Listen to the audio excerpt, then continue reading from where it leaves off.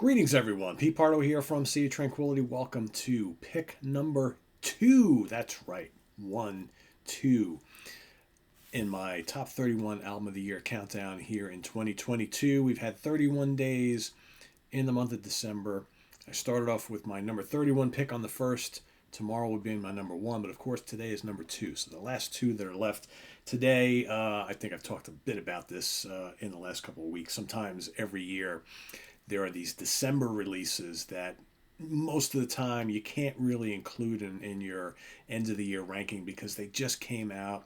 You've already put your list together that you've been kind of accumulating throughout the whole year.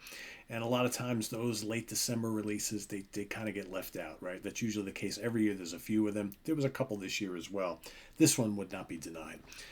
This came out a few weeks ago, but from the moment I heard it, I couldn't stop listening to it, and it's a band that I really love a lot. This is an absolutely crushing album. It is Sweet Evil Son by the Swedish doom legends Candlemass, Napalm Records. Of course, all you people at home are probably like, yes, Pete finally got to Candlemass. That's right. It starts off with Wizard of the Vortex, and it never lets up from there.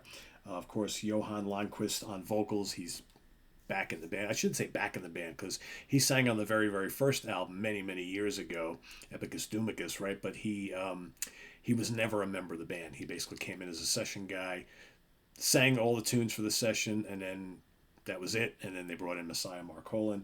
He has now been on the last couple of albums. He sounds great. We got Leif Edling, of course, founder of the band, on bass. Matt Borkman on guitar. Lars Johansson on lead guitar. And, of course, Jan Lind on drums. This is just a terrific album. There they are there in all their glory. Every song on here is a gem. Some tracks are more epic than others.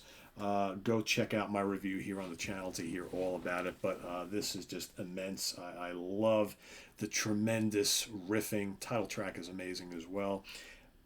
It's epic. It's bombastic. It's crushing. The vocals are just perfect.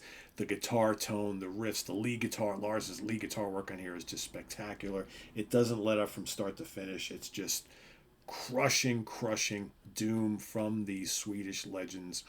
Just what I want from Candlemass.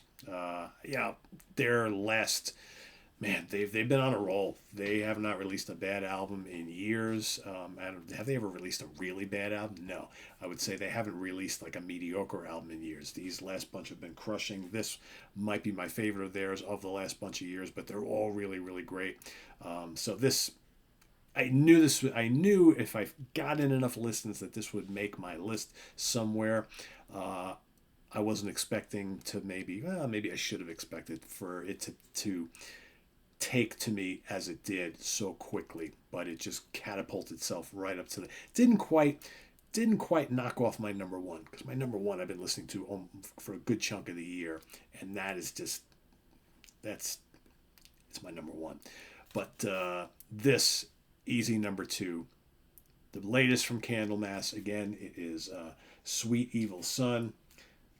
Always interesting when they do that, when they put the song titles on there. You got to kind of turn it around. It's like it makes you dizzy. Anyway, Sweet Evil Son from Candlemass, Napalm Records. Check it out. They've got a ton of albums. A good many of them are just absolutely worth your time. If you've never listened to Candlemass, just big riffs, Herculean riffs, just epic vocals, shredding guitar solos, atmosphere, dark, moody. Yeah, great stuff. Number two, let us know what you think of this in the comments below if you have heard it. If you haven't, go check it out. Let us know what you think, but more importantly, list your number two pick in the comments below, and stay tuned tomorrow for my numero uno, number one, on New Year's Eve, and then we will move into albums that are 50 years old in 2023 on January 1st, all throughout the month of January.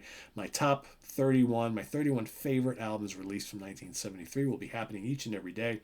Next month, and of course February, will be 40-year anniversaries and 30-year anniversaries, right? So we do this at the beginning of every year. It's the mighty trio. The first 3 months we do 50 albums that are 50 years old, albums that are 40 years old, and albums that are 30 years old.